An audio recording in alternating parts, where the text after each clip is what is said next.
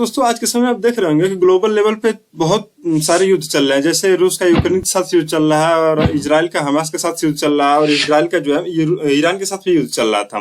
लेकिन इजराइल और अमेरिका जो है बहुत खास एक दूसरे के हैं, इसलिए जो है अमेरिका भी ईरान और इजराइल के युद्ध में शामिल हो गया है और अमेरिका के द्वारा जो है ईरान की 3 न्यूक्लियर साइट्स को टारगेट किया गया है। जैसे यहाँ पर लिखा है कि US strikes 3 nuclear sites in Iran. तो ईरान की 3 न्यूक्लियर साइट्स को क्या किया गया, टारगेट किया गया अमेरिका के द्वारा। तो उसको देखते हैं। पहले इस मैप को देखेंगे कि बात कहाँ पे कर रहे हैं। जैसे देखिए पूरा वर्ल्ड का एक मैप है और इस वर्ल्ड के मैप में अपना प्यारा भारत यहाँ पर है और इस प्यारे भारत के जस्ट आप पश्चिम में देखेंगे तो यहाँ पर एक अरब प्रायद्वीप है। इस अरब प्रायद्वीप के जस्ट बगल में एक राष्ट्र है जिसका नाम है ईरान। तो इसके जो है 3 न्यूक्लियर साइट्स को टारगेट किया गया। किसके द्वारा किया गया है? ये अमेरिका के द्वारा किया गया। ठीक, और इस अमेरिका के द्वारा किया गया। और यहाँ पर देखिए, यहाँ पर इसी के जस्ट बगल में यहाँ पर क्या है, इजराइल यहाँ पर है। ठीक, यहाँ पर इजराइल है, इसके द्वारा टारगेट किया गया है। किसके द्वारा? अमेरिका के द्वारा किया गया है, ईरान पर टारगेट किया गया। इसको मैप के द्वारा समझते हैं और ये महत्वपूर्ण इसलिए हो जाता है क्योंकि यहाँ पर जिस बम्बर का यूज किया गया अर्थात जिसके द्वारा टारगेट किया गया है वह महत्वपूर्ण है, क्योंकि यहाँ पर जो B2 स्पिरिट स्टेल्थ बम्बर है इसके द्वारा टारगेट किया गया है। इसलिए ये महत्वपूर्ण है क्योंकि इसको डिटेक्ट कर पाना मुश्किल है, क्योंकि रडार इसको डिटेक्ट नहीं कर सकता है। और इसमें जो बम्बर रखे जाते हैं एक साथ काफी सारे बम को ले आया जा सकता है। जैसे इसमें जो बम रखा जाता है उसका नाम है GBU-57 और इसकी ताकत इतनी है कि यह पृथ्वी के नीचे 70 से 80 मीटर से भी ज्यादा नीचे तक जाकर क्या कर सकता है, या पेनिट्रेट कर सकता है या वहां पे क्षति पहुंचा सकता है। चूंकि जो ईरान है वो ईरान के द्वारा जो है जो टनल बना करके और उसके नीचे जो है ये न्यूक्लियर साइट्स को बनाया गया था और इसलिए उसको जो है क्षति पहुंचाना मुश्किल था। इसलिए जो है ये B2 स्पिरिट स्टेल्थ बम्बर का यूज किया गया और जिसमें GBU-57 जो है बम रखे गए हैं। ये जो लोकेशन देखिए ये ईरान है और इस ईरान में जो है 3 न्यूक्लियर साइट्स जो थे उसमें पहला था फोर्डो, दूसरा जो था नतांज और तीसरा जो है इस्फहान। इन्हीं तीनों को जो है टारगेट किया गया है और इसमें जो है सबसे ज्यादा जो इम्पोर्टेंट जो था वो था फोर्डो वाला लोकेशन। ठीक है, और उसके जो रिटेलिएशन में अब क्या किया, जब अमेरिका के द्वारा इसके 3 न्यूक्लियर साइट्स पे स्ट्राइक किया गया तो अब ईरान के द्वारा भी क्या किया गया, उसके मिलिट्री बेसिस पे अमेरिका के मिलिट्री बेसिस पे जो है वो क्या किया गया, टारगेट किया गया या उसको हिट किया गया। तो अमेरिका के मिलिट्री बेसिस पे कहाँ किया गया, वो कतर में थे और वो इराक में थे। अब इसको इस तरह समझिए कि अमेरिका की जो बेसिस है, जो मिलिट्री बेसिस है, वो केवल अमेरिका के ही अंदर नहीं है बल्कि यह पूरे विश्व भर के अंदर अलग अलग देशों में जो है अपनी मिलिट्री बेसिस बना करके रखा है। तो ईरान के जस्ट पास में आप देखेंगे तो कतर पड़ता है। ठीक है, ये देखिए इस मैप में आप देखेंगे तो यहाँ पर ईरान है और ईरान के जस्ट बगल में यहाँ पर कतर है और इस कतर के पे जो है यहाँ पर छोटा सा एक देश दिखेगा आपको, यहाँ पर देखिए लिखा है कतर, QUATAR।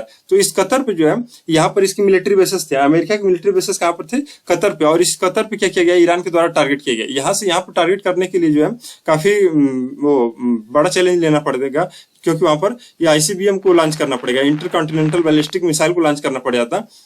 लेकिन यहीं पे जो है इसकी मिलिट्री बेसिस है उसको टारगेट किया गया और अमेरिका के द्वारा ईरान पे किए गए हमले को जो है ईरान ने कंडेम्ड किया और यह भी कहा है कि अगर यूएस के द्वारा इस चीज को, अगर यूएस के द्वारा इजराइल मिलिट्री को अगर ज्वाइन किया जाता है तो हम उसके लिए रिटेलिएट करेंगे। और उसको ये समझना होगा कि उसका जो मिडिल ईस्ट में काफी सारे मिलिट्री साइट्स हैं, जैसे कतर में हो गया, इराक में हो गया, और भी जो कंट्री वहां पर उसमें जो इसके मिलिट्री साइट है यूएस के, तो उसको जो है मिडिल ईस्ट कुड भी पोटेंशियली टारगेट्स, जो भी मिडिल ईस्ट में उसकी जो ये मिलिट्री साइट्स है उसको टारगेट किया जा सकता है।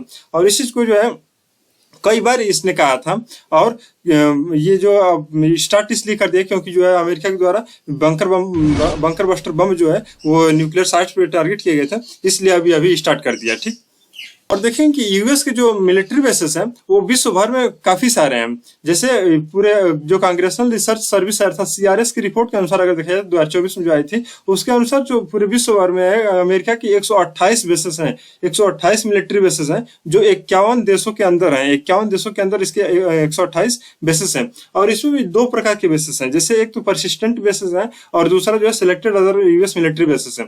परसिस्टेंट बेसिस उसे कहा जा रहा है जो कम से कम जो है ये डिपार्टमेंट ऑफ डिफेंस के द्वारा या एक है कि अमेरिका के डिफेंस के द्वारा जो है कम से कम 15 वर्षों तक यूज किया गया या उससे ज्यादा वर्षों तक यूज किया गया।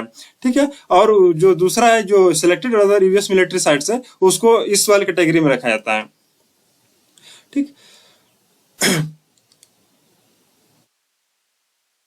और इस सीआरएस रिपोर्ट के अनुसार देखेंगे तो जो मिडिल ईस्ट बेस ऑपरेशन, जो मिडिल ईस्ट में जो उसके जो बेसिस है, मिलिट्री बेसिस है, उसको जो कंट्रोल किया जाता है वो यूएस सेंट्रल कमांड या इसी को कहते हैं कि सेंटकॉम के द्वारा कंट्रोल किया जाता है।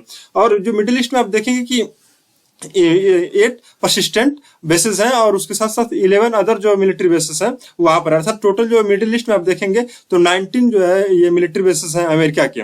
और CENTCOM directs military operations in territories ranging from Egypt to Kazakhstan. और जो सेंटकॉम के द्वारा जो है जो इजिप्ट से लेकर के या एक है कि जो मिस्र से लेकर के कजाकिस्तान तक जो भी क्षेत्र आता है वहां पर उस चीज को कंट्रोल किसके द्वारा किया जाता है, सेंटकॉम के द्वारा किया जाता है। और सेंटकॉम का एक तरह से है कि फर्दर जो हेडक्वार्टर है वो अल उदैद एयरबेस पर है और वो यह अल उदैद एयरबेस जो है यह कतर में स्थित है। और इसी कतर पे जो अल उदैद एयरबेस है इसी पे क्या किया गया, टारगेट किया गया। या इसको दूसरे भाषा में थोड़ा समझने का प्रयास करते हैं। जो सेंटकॉम के द्वारा है वो मिडिल ईस्ट की जो भी 19 साइट्स है उसको देखा जाता है, लेकिन जो यहाँ पर इसी का एक तरह से कहा है कि जो फर्दर हेडक्वार्टर भी है वो अल उदैद एयरबेस है जो ये कतर में स्थित है, वहां से इसको ऑपरेट किया जाता है।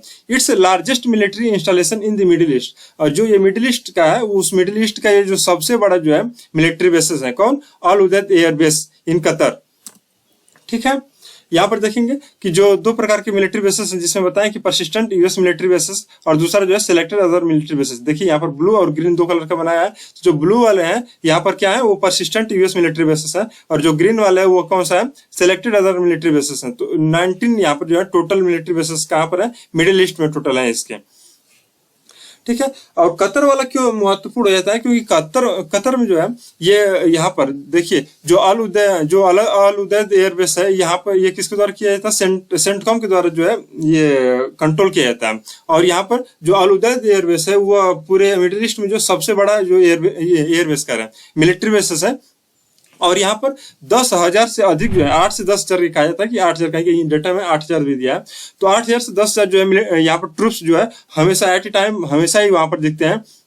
और इसमें कतर के द्वारा भी जो है $8 बिलियन जो है $8 बिलियन तक का इन्वेस्ट किया गया 2003 से लेकर, और इसको 10 वर्ष के लिए और भी बढ़ा दिया गया। देखिए यहाँ पर लिखा है कि and recently extended the agreement allowing the US to use the air base for another 10 years. तो 10 वर्ष के लिए और भी इसको एक्सटेंड कर दिया गया। किसके लिए, अमेरिका के लिए, कि अमेरिका इसको यूज करेगा। और यहाँ पर कैसे यूज करते हैं इसको, सर्विलांस एयरक्राफ्ट, जो एयरक्राफ्ट है उसको सर्विलांस करने के लिए, टैंकर रिफ्यूलिंग करने के लिए, जैसे KC-135 और स्टेटो जो टैंकर है उनको, और कम्बैट एयरलिफ्ट जो यहाँ पर जो लड़ाकू विमान है उनको, जैसे C-17A ग्लोब मास्टर या CH-130H हरकुलस जो है उसको यहाँ पर क्या किया जाता है, ऑपरेट किया जाता है। या यहाँ पर पेट्रियट मिसाइल डिफेंस सिस्टम, इसका जो एक मिसाइल सिस्टम करता है यहाँ पर यहीं से ऑपरेट किया जाता है। ठीक है, उसके बाद जो दूसरा इसका इंपॉर्टेंट हो वो बहरीन में। बहरीन इसलिए इंपॉर्टेंट हो जाता है क्योंकि जो अमेरिका का जो 5th जो फ्लीट है ये नेवी का, वो कहाँ पर रहती है, वो बहरीन में ही रहती है। और इससे कहाँ कहाँ कंट्रोल करता है, ये जो पर्शियन गल्फ है, जो फारस की खाड़ी है, रेड सी, अरेबियन सी, और जो पार्ट ऑफ इंडियन ओशियन जो है, जो हिंद महासागर है, उस वहां तक भी क्या करता है, इसी से जो बहरीन वाले जो है इसका ये जो 5th फ्लीट है उसी के द्वारा ये सब ये कंट्रोल करता है। चूंकि इसका जो बहुत बड़ा इफेक्ट होने वाला था वो ईरान और इजराइल के बीच जो वार हो रहा था, इसका भारत में भी बहुत बड़ा प्रभाव पड़ने वाला था और उसका भारत के साथ साथ विश्व पर भी प्रभाव पड़ने वाला था। और यह प्रभाव जो है कास्केडिंग इम्पैक्ट होने वाला था। कास्केडिंग इम्पैक्ट का मतलब ये था कि जो अगर ऑयल का प्राइस बढ़ता है, अगर इंपोर्ट हमारा बढ़ता है, तो उसके बाद जो है और भी चीजें जो है धीरे धीरे बढ़ना शुरू हो जाते हैं। तो इसी को यहाँ पर कहा जा रहा है कि इसका कास्केडिंग इफेक्ट होता है। और यहाँ पर जो वार अभी जो ईरान और इजराइल के बीच चल रहा था, तो इसका वाइड रेंज इफेक्ट तो पड़ने वाला ही था, लेकिन इसका और भी असर कहाँ पड़ता है, जैसे भारत का इनके साथ तो व्यापार प्रभावित हुआ ही था, इजराइल और ईरान के साथ, लेकिन इसी के साथ साथ इन कॉन्फ्लिक्ट को देखते हुए जो है अगर आगे और भी बढ़ता है ये युद्ध, तो उसका प्रभाव इराक, जॉर्डन, लेबनान, सीरिया और यमन के साथ साथ जो है भारत और इन सब देशों के भी संबंध में क्या होता, समस्या आती है, या कि जो ट्रेड है उसमें प्रॉब्लम आती है। और इन सब में सबसे इम्पोर्टेंट क्या है कि ये कहा जा रहा था कि अगर ईरान पे हमला और भी होता है तो ईरान जो सबसे पहला कदम लेने वाला था वो क्या था, स्ट्रेट ऑफ हॉर्मुज जो था उसी को हो सकता था कि वो बंद कर दे। यहाँ पर स्ट्रेट ऑफ हॉर्मुज, जैसे ईरान है और इधर जो आप देखेंगे कि ये अरब प्रायद्वीप है, तो इसके बीच एक जो स्ट्रेट है और उसी स्ट्रेट का नाम है हॉर्मुज स्ट्रेट, या ये कहें कि स्ट्रेट ऑफ हॉर्मुज है, और इसी को हो सकता था कि ईरान बंद कर दे। चूंकि ऐसी घटना हुई नहीं और बढ़ा नहीं, तो उसी को लेकर के यहाँ बताया कि strait of Hormuz a narrow but critical oil shipping line through which 60 to 65% of India's crude import पास।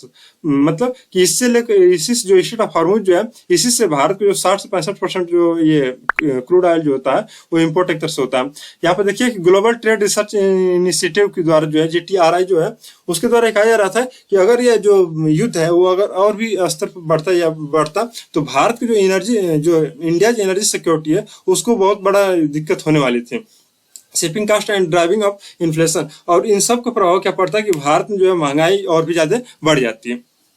ये देखिए स्टेट ऑफ हॉर्मुज यही है, ठीक।